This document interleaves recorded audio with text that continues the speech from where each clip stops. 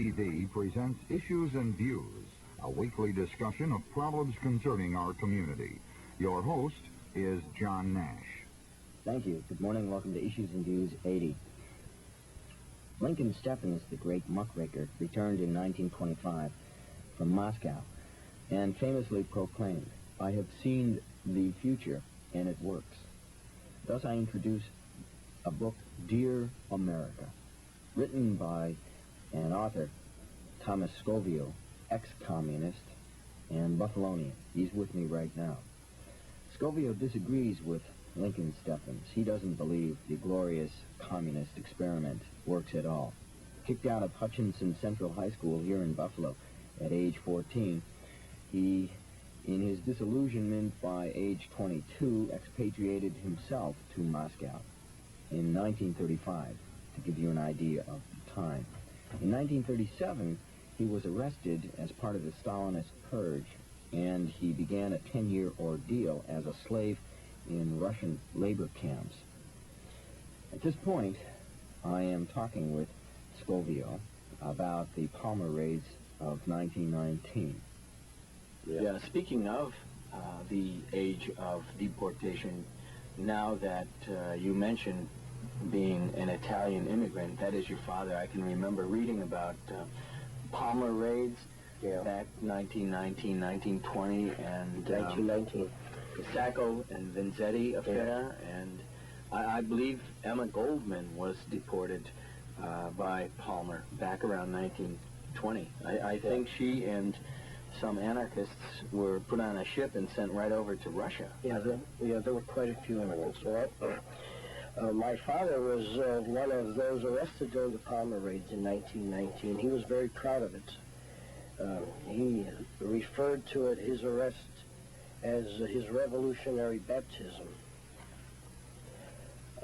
And the Sacco and Vanzetti case, I remember the day they were executed here. I could see it, in fact, from this window on McKinley Monument. My father spoke at a gathering on the eve of the execution of Sacco and Vanzetti. And you saw that speech?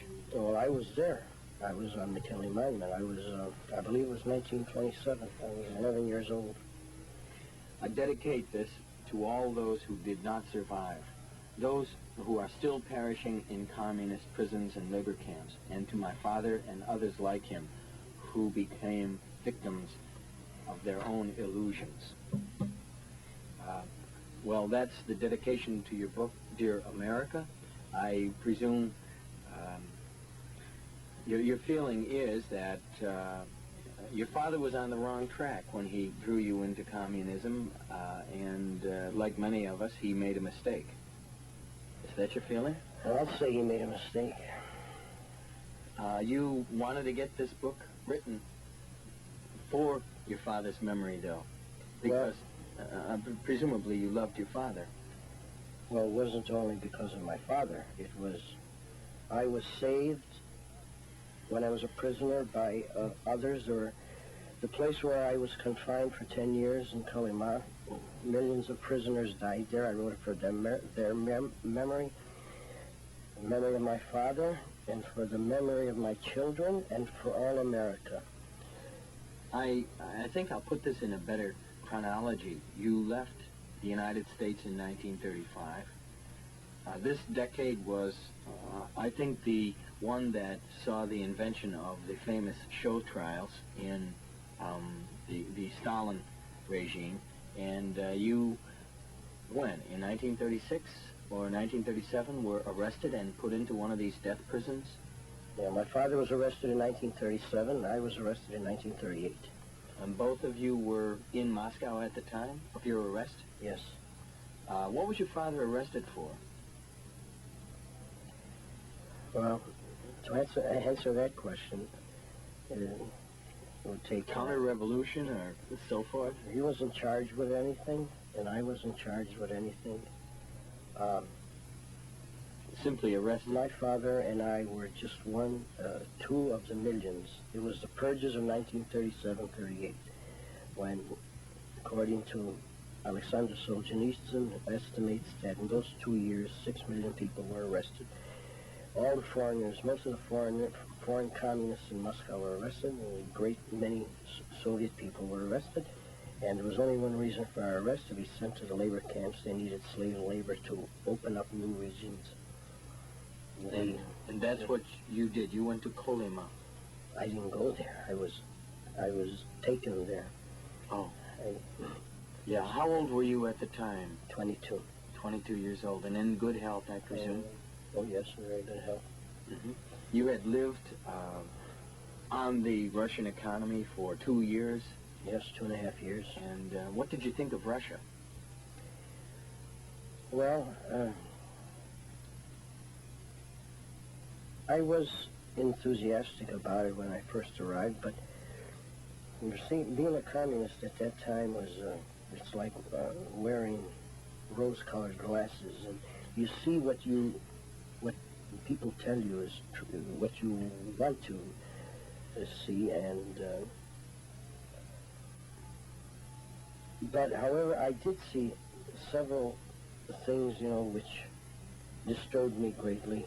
Such as? Such as when I saw beggars on the streets, hundreds, thousands of beggars on the streets with babies in their arms, and I saw the poor people, the look of apathy on their faces, and I saw charwomen who could not afford to buy a glass of tea, and they bought a glass and they drank hot water and a precious piece of sugar. They bit it and sucked it with their. But see, our guides told us that this was all temporary, and everyone was working for the rosy future, as you mentioned, the future of communism. Just wait till 25 years, everything will be different. Yeah. Well, in 1937, you, along with other foreign communists, were arrested, and you were taken to Kolyma. Where is that? Well, if you could picture a map of the USSR, you take the extreme northeast tip, which is separated from Alaska by the Bering Strait, and that's Kolyma. Oh my goodness! So you were in the Arctic Circle. Yes, above the Arctic Circle. I noticed that one of your chapters, or appendix, was entitled Frostbite. I presume you are no stranger to frostbite, being interned up there, correct? No, I still, you could still see the scar in my nose. Our cheeks and our noses and our chins were covered with scabs of frostbite the whole winter around. All this time, you were an American citizen? No. Oh, you were not? Well, yes, I was. The Americans considered me an American citizen, but the Soviets considered me a Soviet citizen. I understand. Anyone who's on Soviet territory is considered a Soviet citizen unless he can prove otherwise. Mm-hmm.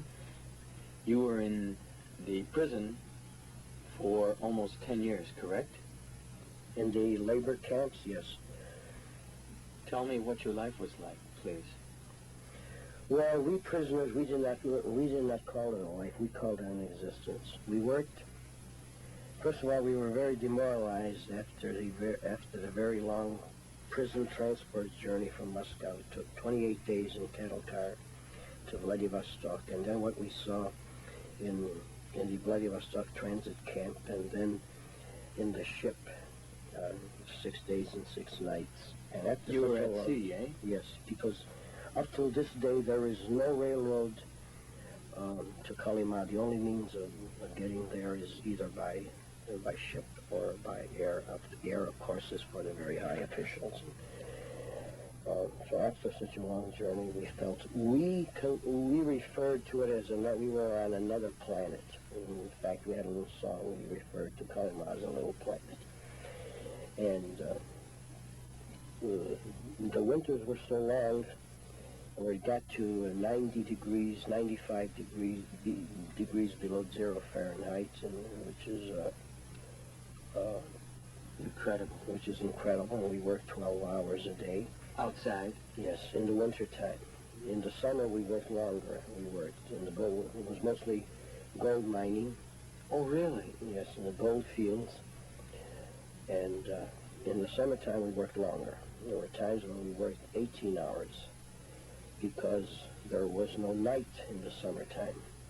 And in the winter, there was only a few hours Of sun. of sun. We were sent there to die, so just prisoners died. And the food, well, the food, they fed us according to our work output. It was all measured on that. And no one was able to fulfill the work norms, it was very hard labor. And we all knew that if a prisoner was assigned to general labor, working outside on hard labor, he couldn't last the winter.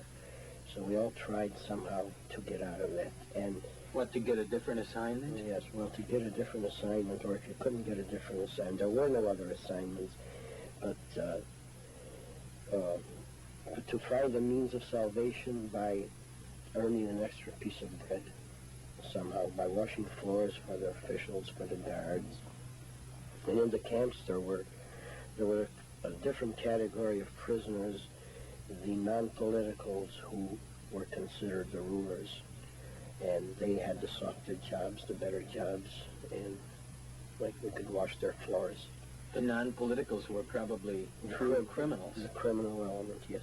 Yeah. Thieves, rapists, Murderers. and so forth. Yes, And they were higher in the echelon. yes, And you survived 10 years of that. yes. Kolyma, they didn't ship you around to different camps. Oh, yes, they did. If you read my book, it's their policy. They never keep you in one camp very long, so as you won't make friends. And I was in about 10, maybe a dozen different camps and different assignments. Was your internship similar, say, to Solzhenitsyn's? No. Solzhenitsyn was in a different camp. He was in Kazakhstan. He wasn't there very long. Then he was assigned to a special camp called the Sharashkina, where the scientists worked on aeronautics. Have you tried to correspond at all with Solzhenitsyn? Oh, yes, Solzhenitsyn visited me here in my home last April. Oh, really? Yes. He came to Buffalo. I was Yes. not aware of that. Well, very few people are aware. He didn't want it to be known publicly. Yeah. He's living in Vermont right now? Yes. I see. Well, how did you get out of Kolyma? Well, I was sentenced to 5 years as a SOE, a socially dangerous element. When my sentence expired in 1943, they didn't free me because of the war. They did not free the politicals. So they liberated me in 1946 after 8.5 years as a prisoner, and told me I could not leave the district, the area of Kolyma. And how I left? You were free, but you were still up there. Yes, I had to work as a free citizen. How I got out is a miracle, a combination of 3 miracles, and it would be very long to explain here, but Okay. I don't even know how I got out, because maybe they just called me once. Maybe it was because my sister and mother in Moscow kept writing petitions to everyone. Had they been interned? No. All the time of your imprisonment, they were not No. imprisoned. No, they weren't.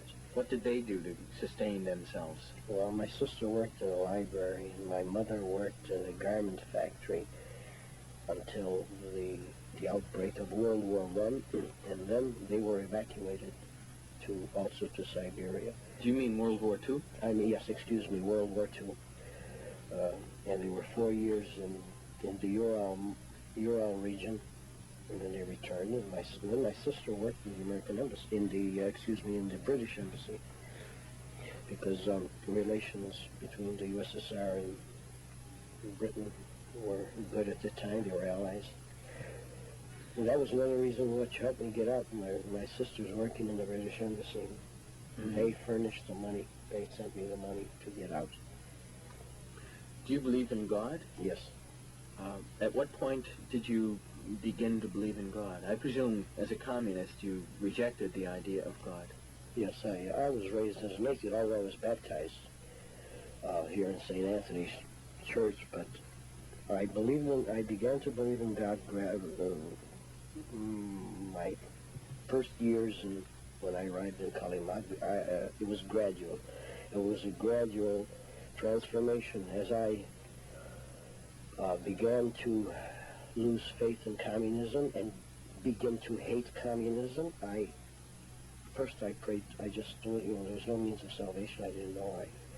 I saw so many people die around me, so I looked up one night and I saw a star, and I saw a star in the sky, and I looked at that star, and it seemed like a miracle that star could also shine in America and here, so I began to pray to the stars. And then it seemed like when things looked black and I was saved, it seemed like a miracle had happened. And then from the stars I began to pray in God. And I might also add that although I was raised as an atheist, I knew a prayer. I knew the Lord's Prayer.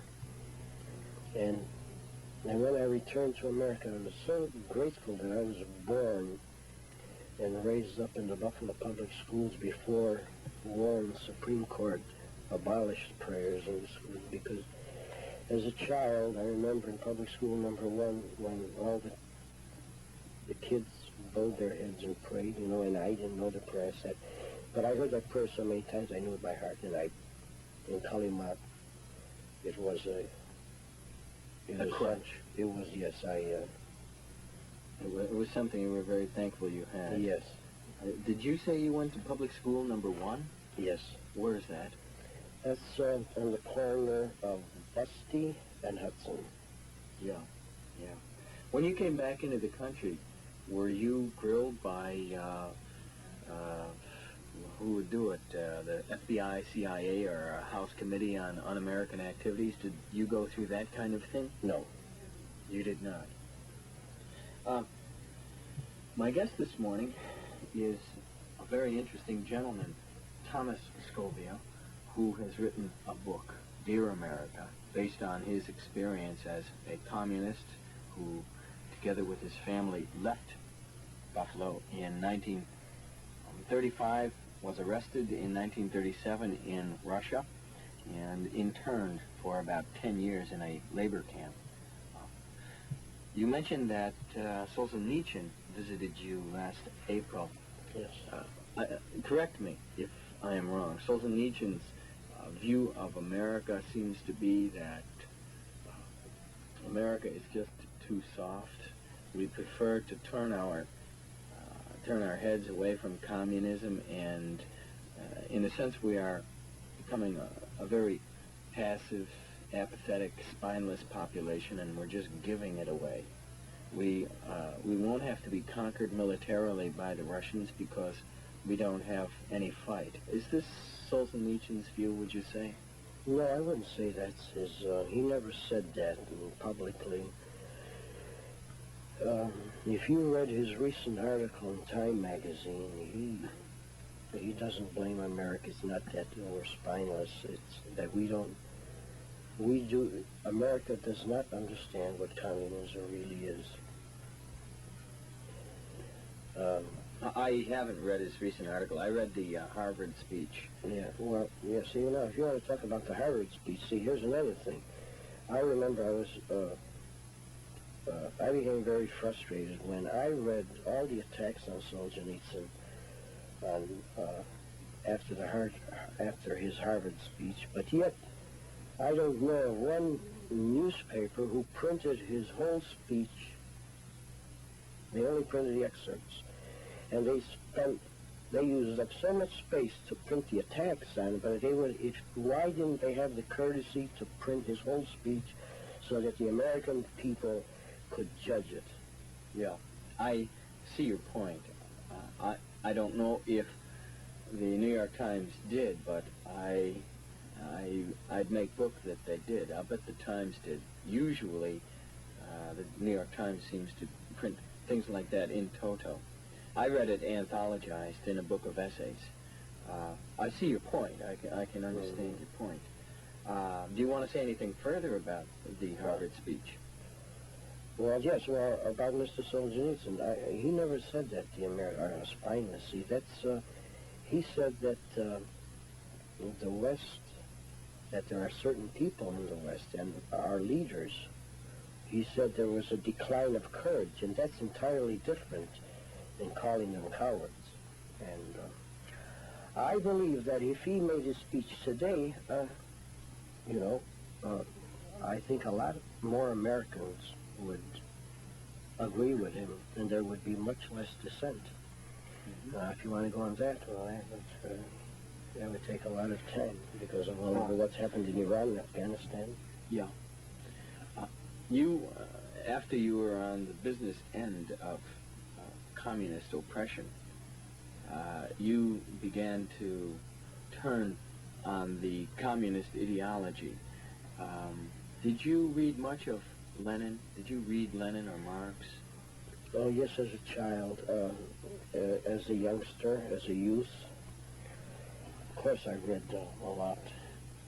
Did you, when you rejected communism, did you reject the ideology of Lenin in addition to the Stalinist version that you were suffering under? Do you see my question? Yes, I understand your question. I rejected the whole ideology, and here I believe, you see, I quite don't agree with you when you talk about Stalin ideology and as compared to the Lenin ideology. Also, that's why I say a lot of Americans do not understand. They think that I was a victim of the Stalin times. I was not. It makes no difference whether it was Stalin or Lenin or Brezhnev or whoever is in power. My 25 years in the Soviet Union, and I wish I could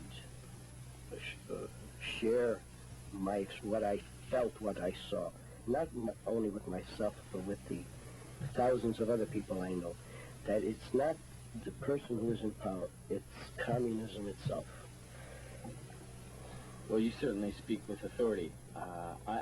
You're right. By my question, I certainly was making a distinction between what some people sometimes refer to as the purity of Lenin and the, let us say, the pragmatic ruthlessness and readiness of Stalin to throw out the ideology and do anything he wanted for the sake of his immediate end. It is true, Lenin invented the Cheka.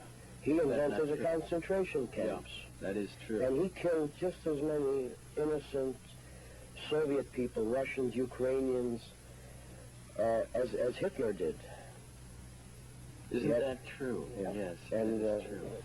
Alexander Solzhenitsyn, in his recent article, says, and yet here children in America, many children here in America think that Lenin was a saint, and Hitler is a monster. A monster. Yeah.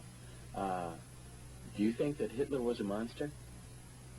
Yes, of course, he had to be a monster. Mm-hmm. And that's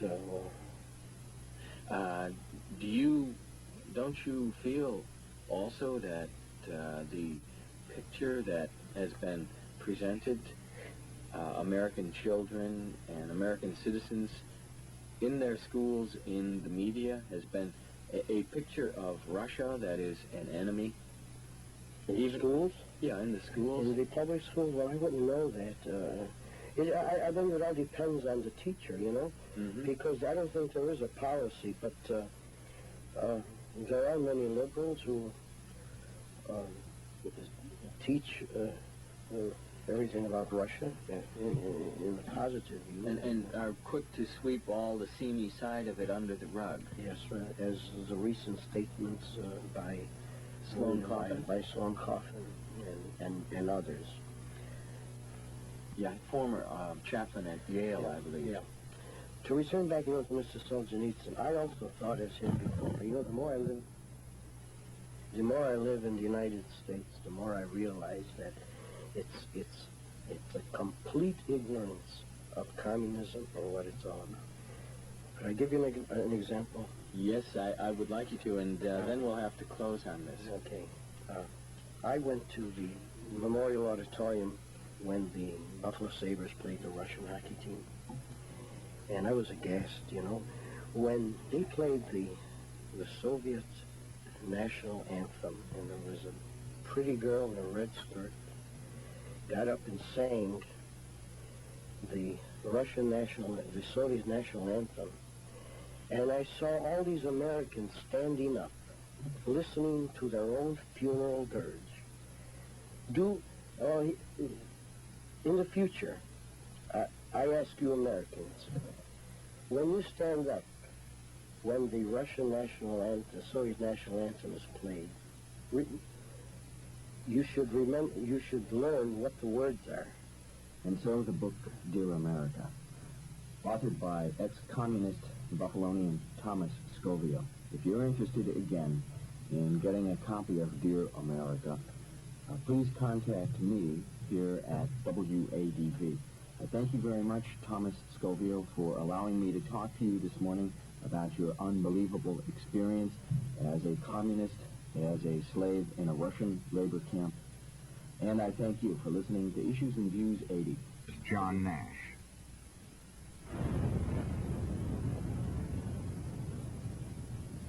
Thank you. Good morning. Welcome to Issues and Views 80.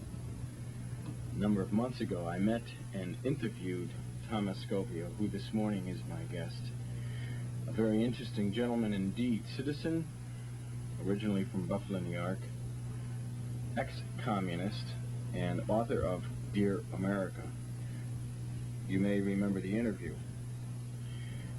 I recently finished Dear America, Mr. Sgovio's book, and having read it, I thought it would be in order to again invite this interesting gentleman back into the studio for an interview, and thus this morning.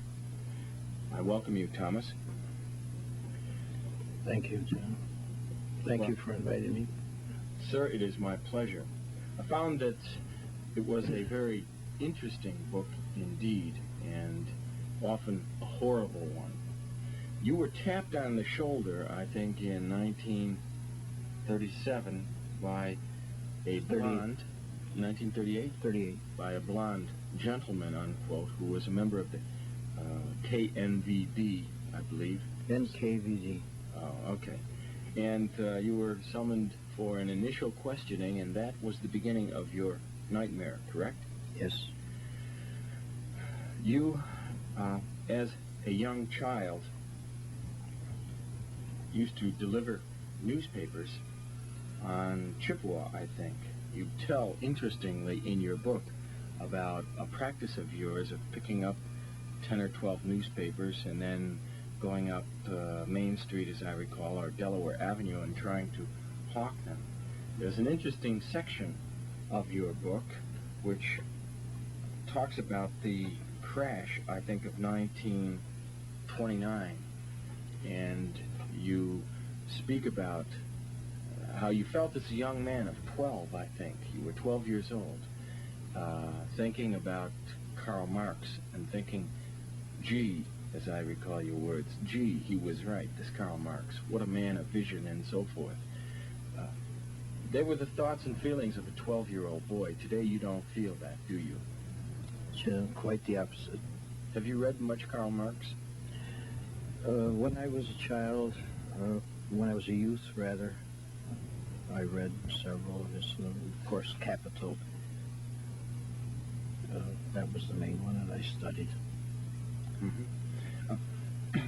You speak in describing how things were as a communist in Buffalo in the early 30s. You speak about auxiliary organizations. For example, on page 69, I believe, of your text, rather 70, you, if I may read this sentence, you say, "It must be stressed that the strength of the movement then, as now," that is the communist movement, was in the Communist Party's auxiliary organizations, not in its number of cells and dues-paying members. Would you elaborate on that, please?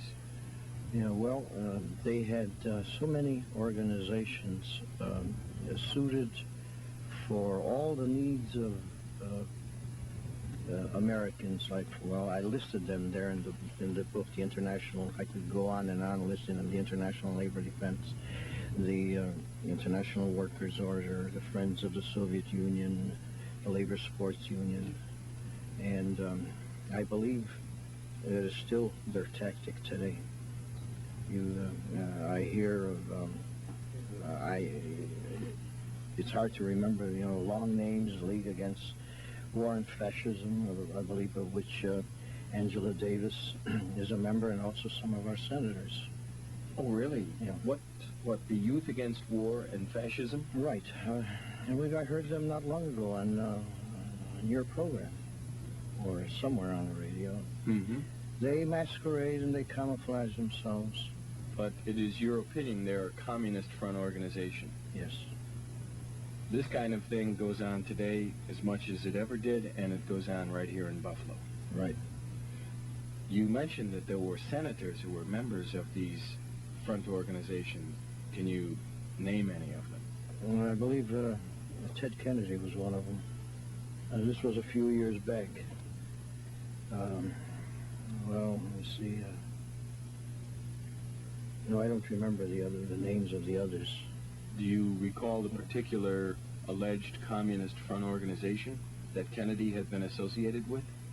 Yeah, I believe it was this long-sounding name, something against the war and fascism, which Angela Davis also took part in. Angela Davis, I understand, is the Communist Party vice presidential candidate for the next election. I didn't know that.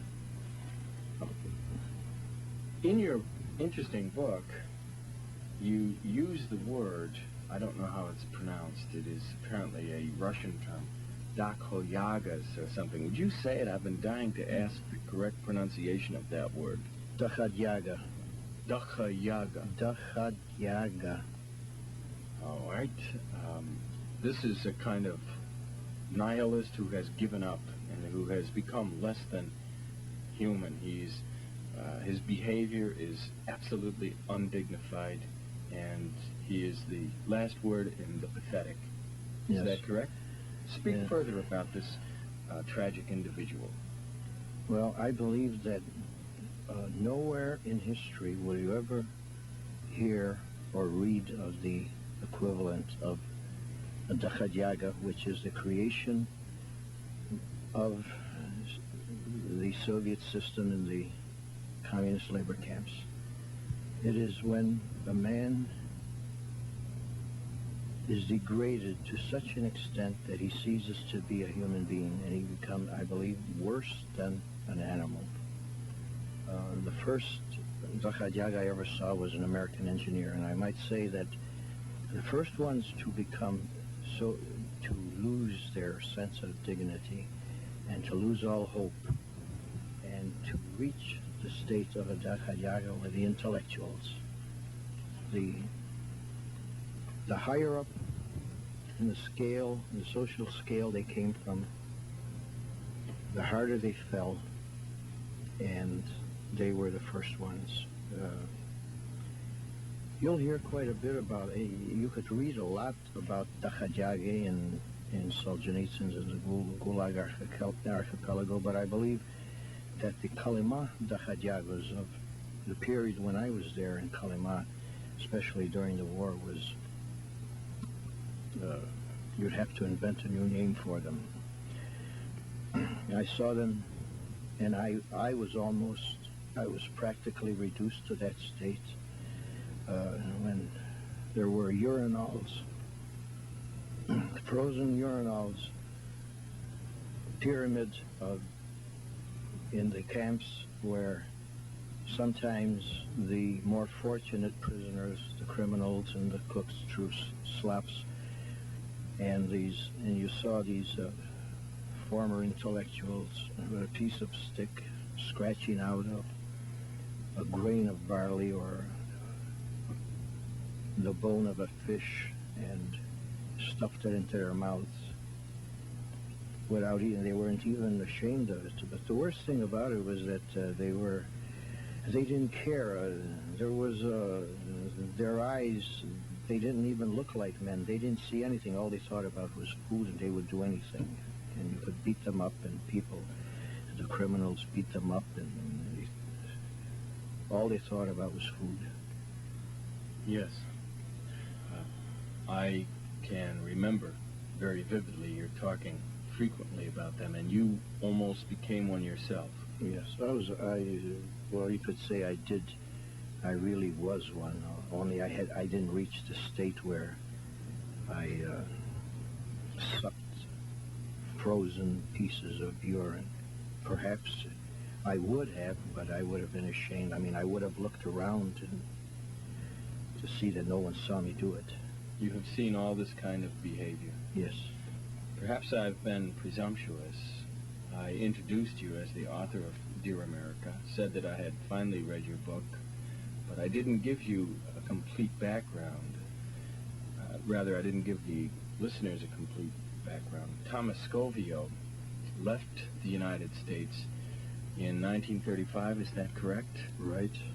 You wanted to join your father in Moscow, and in 1938 you were arrested. I spoke of the KGB agent tapping you on the shoulder, and that was the beginning of your nightmare. You were shortly thereafter interned at the infamous Lubyanka. Yes, Lubyanka prison. Which is still today seeing a good bit of action. Isn't that where the KGB interrogations primarily go on? If I remember correctly, I believe they built a new, more modern Lubyanka prison somewhere else. Okay. Ultimately, you spent 10 years as a forced and enslaved gold miner in the Siberian camp in the Kolyma region, correct? Right. The Kolyma is relatively close to Alaska, isn't it? It's in that part of the Russian geography. Yes, it's the extreme northeast tip of, it really is a peninsula.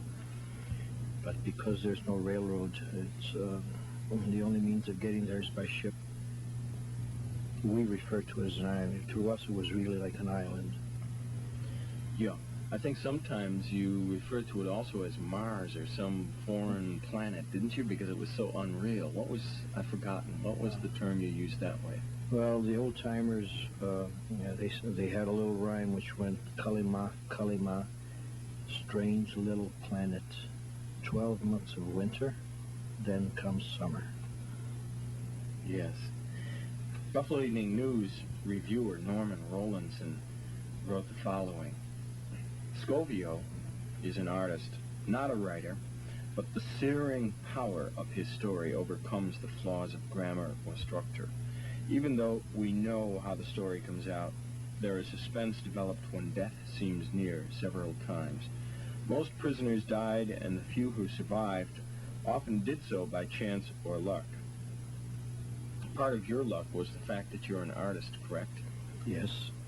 You are an artist today. As a matter of fact, I believe I saw a display of yours at the Allentown Art Festival.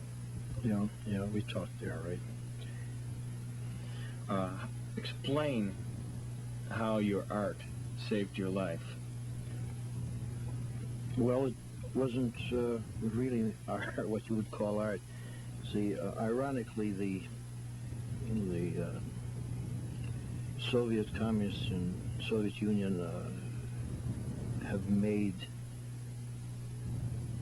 a science out of propaganda, and they use propaganda everywhere you go. Even in the camps, they had signs. And I was used many times as a sign painter. My sign painting abilities saved my life. And then also because of the fact that there were so very few women there, especially in the beginning. Amongst the free citizens, amongst the officials, amongst the guards, they did not see women. So several times, even there was one camp commandant who gave me 1 month, about a month, sort of sick leave, in which I painted nude woman for him. I understand. There's a second reason I think you feel that you were saved. The fact that you came from America. Explain how that might have been a factor in your survival. Yes, that was a great factor because there were many Russians before the war and during the war who never saw, who had never in all their lives ever seen a foreigner. And they had read about Americans in tannings and never saw them. There were many Russians who had studied English in the institutes and had a pretty good theoretical knowledge of English, but had never had the opportunity to practice. So they just talked to me and looked at me like, treated me and regarded me as a person from another world, and I was constantly bombarded with questions. They wanted to know, there were so many things. I mean, they had heard that, for instance, there were moving sidewalks in New York, whether it was true, and they wanted to know everything about America. Yeah, and you have the feeling that at some points that kind of thing might have actually saved you. Yes. And there was also another factor, because I think that was another big factor in what saved my life. See, because a lot of the Russians, and not only Russians, there were other Soviet people like Ukrainians and people of other nationalities, they had absolutely no hope, because even though, say, they were sentenced to 10 years, but well, even if he were lucky enough to serve the 10 years, it didn't mean that he would go back to his family, to his city, because they had what we called a wolf's passport. He was a marked man for the rest of his life, and he had restrictions on him. But because... Wolf's passport, yeah, among other things, he couldn't go to Moscow. Not only Moscow, he couldn't live in any major city? Any major city, yes. Yeah, well, a lot of Americans wouldn't understand this, but you know, every Soviet citizen has what they call an internal passport. He receives it at the age of 16. But me, myself, because I was in America, I always had the hope that someday I would return to America, and that's what really kept me alive. The thought, the hope of returning to the United States. My guest this morning, Mr. Thomas Sgovio. He's the author of a book, Dear America, which describes his dreadful experience as a slave laborer in a Siberian gold mining camp, a place called Kolyma.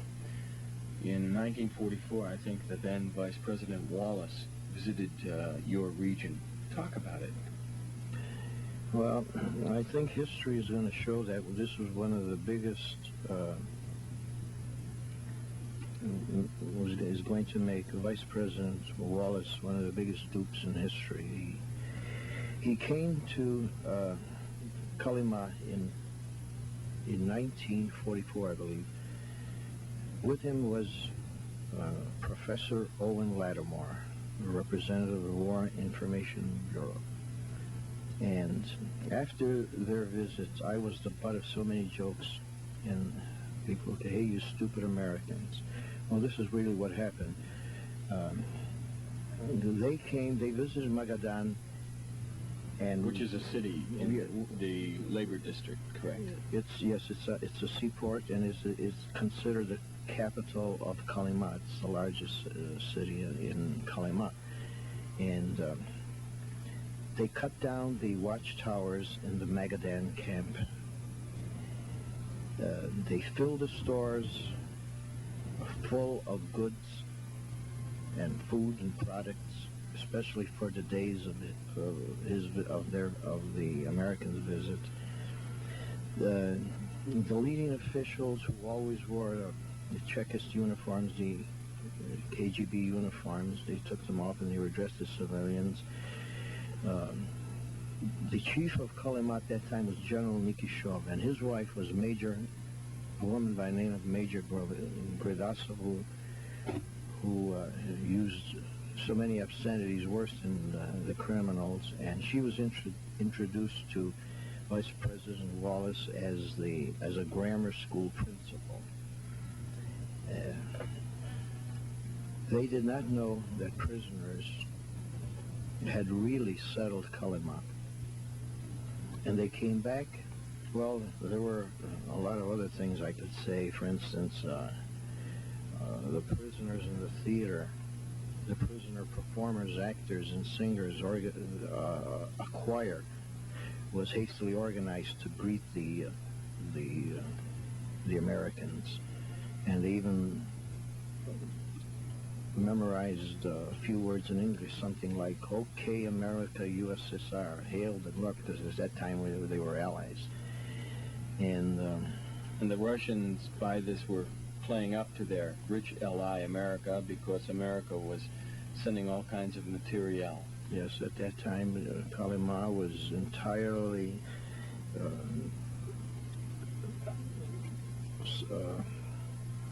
everything in Kolyma was American. Lend-Lease, $13 billion, I believe, which they still haven't repaid.